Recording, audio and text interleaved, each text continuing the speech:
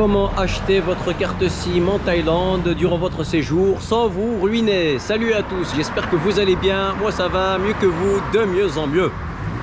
Dans cette vidéo, je vais vous donner quelques astuces pour éviter de vous faire arnaquer et pour acheter votre carte SIM au meilleur prix, avoir une bonne connexion, pouvoir passer des appels en toute simplicité. Tout d'abord, évitez systématiquement d'acheter votre carte SIM à l'aéroport. Pourquoi? Parce que dans les aéroports, vous allez payer votre carte SIM 20 à 30% en plus de ce qu'elle ne coûte réellement.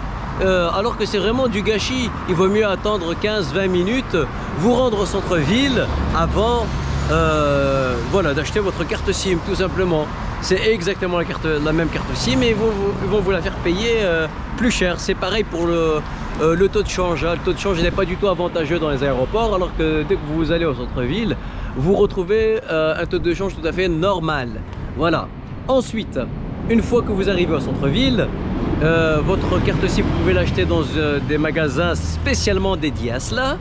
Ou sinon, vous pouvez l'acheter dans des magasins, des supermarchés comme le 7-Eleven. Par contre, dans le 7-Eleven, ils vendent deux types de cartes SIM. Alors, une carte SIM spécialement dédiée aux touristes, elle coûte 699 bahts pour 15 jours. 699 bahts, ça fait 20 euros. 20 euros, c'est excessivement cher, surtout si on compare avec d'autres pays d'Asie du Sud-Est comme le Laos ou le Cambodge, où vous trouvez l'équivalent de cette carte SIM pour 5-6 euros maximum. Hein. Donc en soi, non, faut refuser ce type d'offre.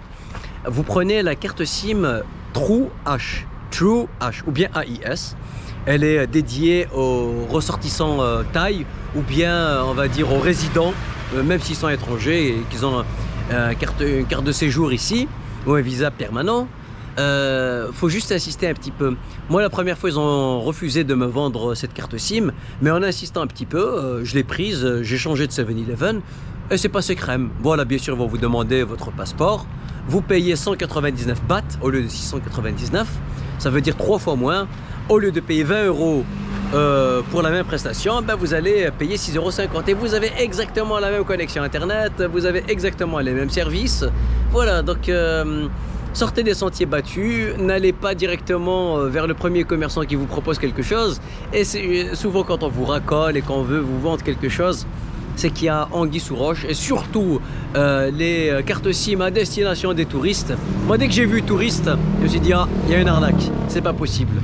Voilà, il y a 2 ans, j'avais acheté une carte SIM AIS et elle a été désactivée et je l'avais payé 5-6 euros. Donc cette fois-ci, quand je me suis retrouvé avec en face de moi une puce à 20 euros, carte SIM à 20 euros, je me suis dit non, c'est pas normal. Voilà, heureusement que j'ai pu acheter la carte SIM True H, T-R-U-H, à 199 bahts et j'ai une très bonne connexion internet.